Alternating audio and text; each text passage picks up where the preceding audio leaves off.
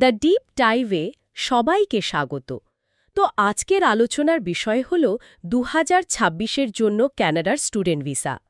আর আমাদের হাতে যে তথ্যগুলো এসেছে, মানে যা যা পড়লাম, তাতে কিন্তু বেশ কিছু বড়সড় পরিবর্তনের কথা বলা হচ্ছে। একদম।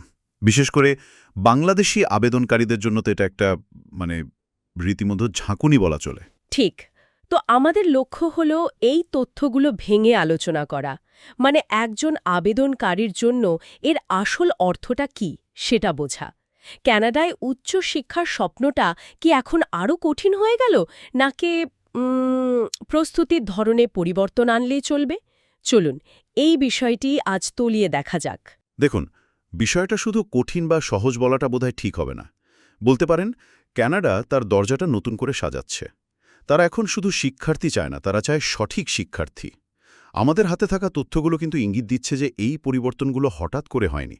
এর পেছনে আছে কানাডার অভ্যন্তরীণ আবাসন সংকট, স্বাস্থ্য খাতের ওপর চাপ, আর সম্ভবত আন্তর্জাতিক শিক্ষা ব্যবস্থার গুণগত মান ঠিক রাখার একটা চেষ্টাও আছে। অবশ্যই। তাই এখনকার আবেদন প্রক্রিয়াটা শুধু কাগজের খেলা নয়, এটা একটা কৌশলগত লড়াইয়ের মতো হয়ে দাঁড়িয়েছে। আবেদনকারীকে প্রমাণ করতে হবে যে সে শুধু একজন ভালো ছাত্রই নয়, বরং কানাডা সিস্টেমে সে কোনো বোঝা হয়ে দাঁড়াবে না। কৌশলগত লড়াই, এই শব্দটা বেশ গুরুত্বপূর্ণ। তাহলে শুরুতেই সবচেয়ে বড় যে পরিবর্তন, সেটা দিয়েই আলোচনা শুরু করা যাক। স্টাডি পারমিটের ওপর একটা নির্দিষ্ট কোটা বা ক্যাপ বসানো হয়েছে। তথ্যসূত্র বলছে 2026 সালের জন্য কানাডা প্রায় 4,85,000 আন্তর্জাতিক ছাত্রছাত্রীকে স্টাডি পারমিট দেওয়ার পরিকল্পনা করেছে। সংখ্যাটা শুনতে তো অনেক বড় মনে হচ্ছে। হ্যাঁ, শুনতে বড় মনে হলেও এর আড়ালে আসল গল্পটা কিন্তু অন্যরকম। কি রকম? এখানেই আসল বিষয়টা লুকিয়ে আছে। এই 4,85,000 একটা জাতীয় সংখ্যা, কিন্তু কানাডা তো একটা বিশাল দেশ, যার প্রদেশ আর টেরিটরিগুলোর চাহিদা একদম ভিন্ন। এই কোটাটা প্রদেশ অনুযায়ী ভাগ করে দেওয়া হবে। ও আচ্ছা। এর মানে হলো, অন্টারিও, ব্রিটিশ কলাম্বিয়া বা আলবার্টার মতো জনপ্রিয় প্রদেশগুলোতে, যেখানে সবাই যেতে চায়, সেখানে প্রতিযোগিতা হবে মারাত্মক।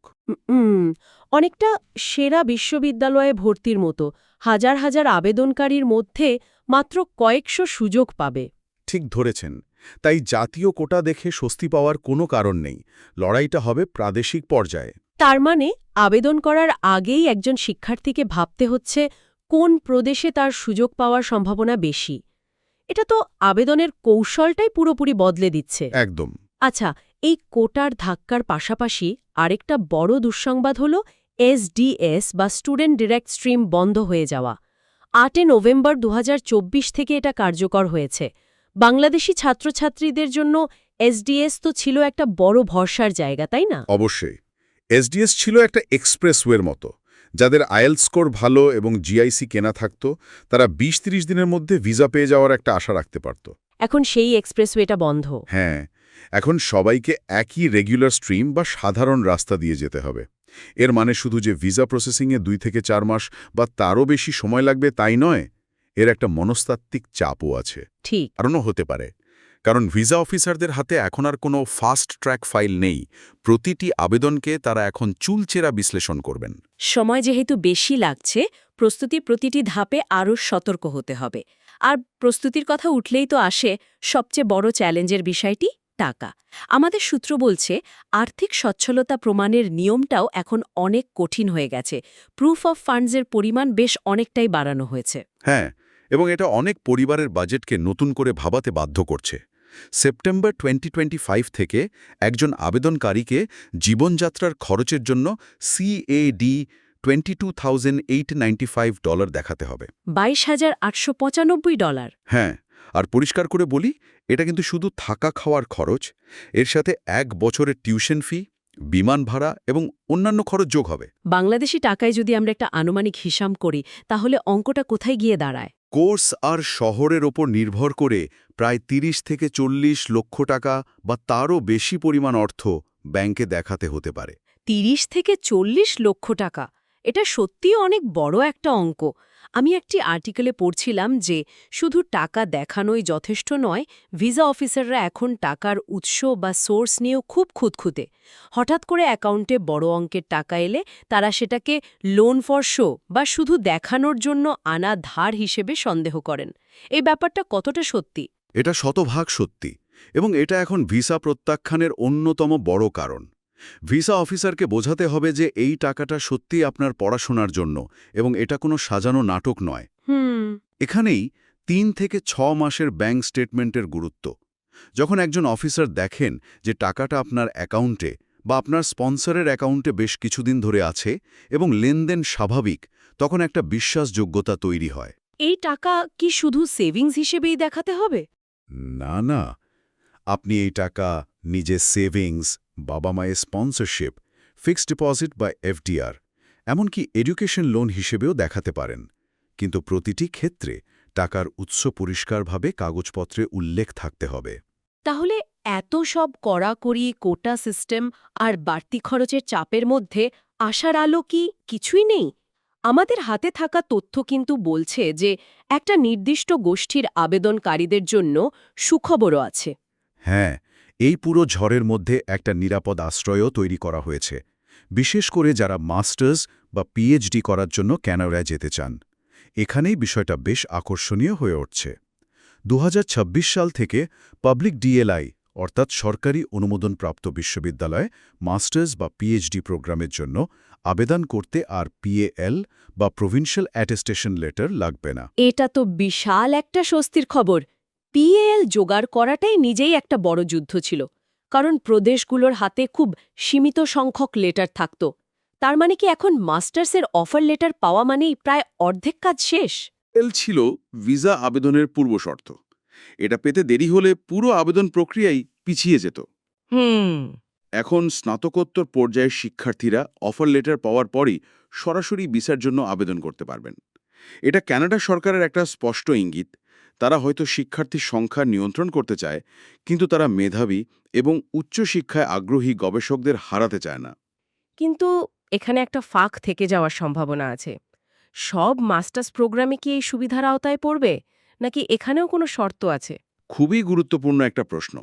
মনে রাখতে হবে, এই সুবিধা শুধু দুটি শর্তে প্রযোজ্য। এক, আপনার প্রোগ্রামটি হতে হবে মাস্টার্স বা পিএইচডি পর্যায়ের। আর দুই, আপনার শিক্ষা প্রতিষ্ঠানকে হতে হবে একটি পাবলিক ডিএলআই, অর্থাৎ সরকারি অনুমোদনপ্রাপ্ত বিশ্ববিদ্যালয়। আচ্ছা, মানে প্রাইভেট কলেজ বা ইউনিভার্সিটির জন্য এটা প্রযোজ্য নয়? একদম না। যারা আন্ডারগ্র্যাজুয়েট, ডিপ্লোমা বা কোনো প্রাইভেট কলেজে আবেদন করবেন, তাদের জন্য পিএএল আগের মতোই বাধ্যতামূলক থাকছে। তাই আবেদন করার আগে নিজের প্রোগ্রাম এবং ইনস্টিটিউটের ধরন সম্পর্কে পুরোপুরি নিশ্চিত হয়ে নিতে হবে। ঠিক তাই। বেশ, তাহলে পুরো চিত্রটা এখন পরিষ্কার। কিছু ক্ষেত্রে নিয়ম কঠিন হয়েছে, কিছু ক্ষেত্রে সহজ।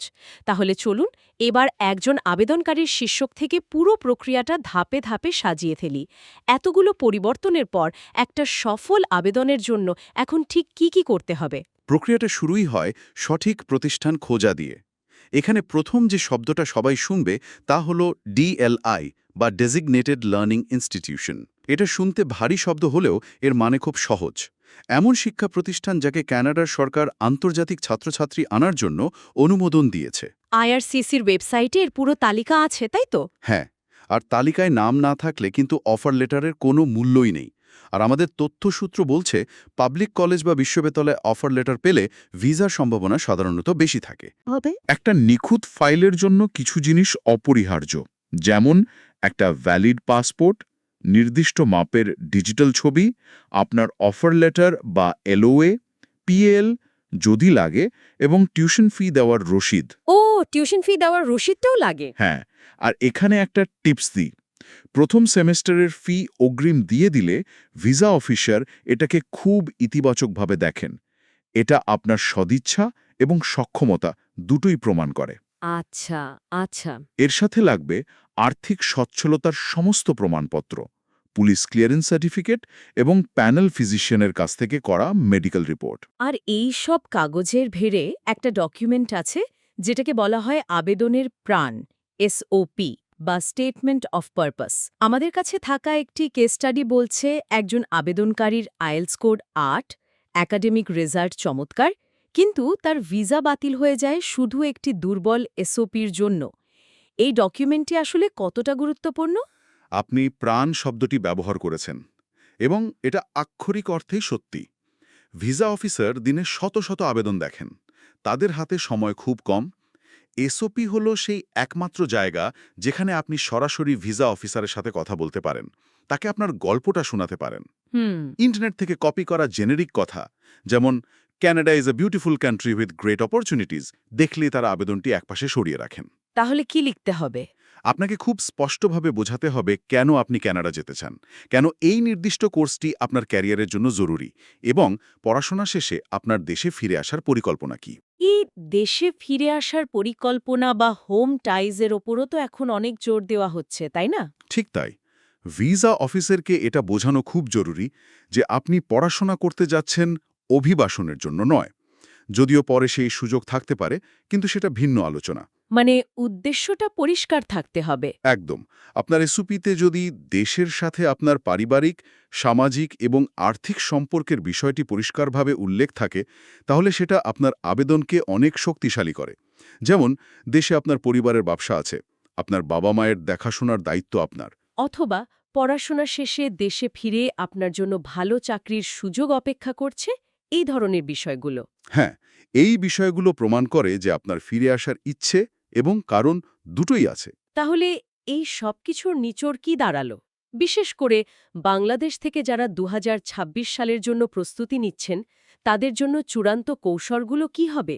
কয়েকটি বিষয়ে একেবারে গেঁথে নিতে হবে। প্রথমত, সময় নষ্ট করা চলবে না। যেহেতু প্রক্রিয়াটি এখন দীর্ঘ, তাই যত দ্রুত সম্ভব ভালো একটি ডিএলআই বেছে আবেদন করে এলওএ নিয়ে ফেলতে হবে। কারণ প্রতিটি প্রদেশের কোটা সীমিত। হ্যাঁ, আর আগে আসলে আগে পাবেন ভিত্তিতেই সেটা পূরণ হওয়ার সম্ভাবনা বেশি। দ্বিতীয়ত, আর্থিক প্রস্তুতি শুরু করতে হবে এখন থেকে। ব্যাংক স্টেটমেন্ট আর স্পন্সরের কাগজপত্র প্রস্তুত রাখাটা শেষ মুহূর্তে দৌড়ঝাঁপ থেকে বাঁচাবে। আর আবেদনের বিষয়বস্তু এবং মানসিক প্রস্তুতির দিক থেকে কোনো পরামর্শ? অবশ্যই। তৃতীয়ত, একটি মৌলিক এবং গোছানো এসওপি লিখুন। নিজের গল্পটা বলুন, অন্যেরটা নয়। চতুর্থত, কোর্সের যৌক্তিক মিল বা রেলেভেন্স প্রতিষ্ঠা করুন। একজন ইঞ্জিনিয়ার যদি হঠাৎ করে ফাইন আর্টস পড়তে যেতে চান, তাহলে তার পেছনের যুক্তিটা খুব জোরালো হতে হবে। ঠিক। আর সবশেষে, একটা বিকল্প পরিকল্পনা বা প্ল্যান বি অবশ্যই রাখবেন। এটা খুব দরকারি। যেহেতু প্রতিযোগিতা এখন অনেক বেশি, তাই শতভাগ প্রস্তুতি সত্ত্বেও ভিসা নাও হতে পারে। সেক্ষেত্রে অন্য কোনো দেশ, যেমন অস্ট্রেলিয়া বা ইউরোপ অথবা কানাডার পরবর্তী ইনটেকের জন্য প্রস্তুত থাকাটা মানসিক চাপ কমাতে সাহায্য করবে। তাহলে আজকের আলোচনা থেকে আমরা যা বুঝলাম তা হলো 2026 সালে কানাডায় স্টুডেন্ট ভিসা পাওয়ার খেলাটা আরও বেশি কৌশলগত এবং নিয়মমাফিক হতে চলেছে। কোটা সিস্টেম, এসডিএস বন্ধ হওয়া এবং বাড়তি আর্থিক সচ্ছলতার নিয়ম, এই সব কিছু মিলিয়ে প্রস্তুতিতে সামান্যতম ঘাটতি রাখারও আর সুযোগ নেই। একটি ছোট্ট ভুলও পুরো স্বপ্নটাকে থামিয়ে দিতে পারে। একদম। তবে ভালো খবর হলো, স্নাতকোত্তর পর্যায়ের শিক্ষার্থীদের জন্য প্রক্রিয়াটি কিছুটা সহজ করে কানাডা এটাও বুঝিয়ে দিয়েছে যে তারা মেধা এবং গবেষণাকে গুরুত্ব দেয়। দিন শেষে একটি স্বচ্ছ, গোছানো এবং শক্তিশালী আবেদনই হবে আপনার সাফল্যের চাবিকাঠি। আর এই পুরো আলোচনা শেষে একটি প্রশ্ন রেখে যেতে চাই। আমাদের হাতে থাকা তথ্যসূত্রগুলো আমাদের শেখাচ্ছে যে এই নতুন এবং কঠোর নিয়মকানুনের পরিবেশে কিভাবে সফলভাবে আবেদন করা যায়। কিন্তু ভাবনার বিষয় হল, এই কঠোর নিয়মকানুনের ফলে আন্তর্জাতিক শিক্ষার্থীদের পছন্দের তালিকায় কি কোনো বড় ধরনের পরিবর্তন আসবে? যারা এতদিন কানাডাকে প্রথম পছন্দ ভাবছিলেন, তারা কি এখন অস্ট্রেলিয়া, ইউকে বা আমেরিকার মতো দেশগুলোর দিকে ঝুঁকবেন? এবং কানাডার যে সবার জন্য উন্মুক্ত একটি ব্র্যান্ড ইমেজ ছিল, তার উপর এই পরিবর্তনের দীর্ঘমেয়াদী প্রভাব কি হতে পারে? এই প্রশ্নটা ভবিষ্যতের জন্যই তোলা রইল।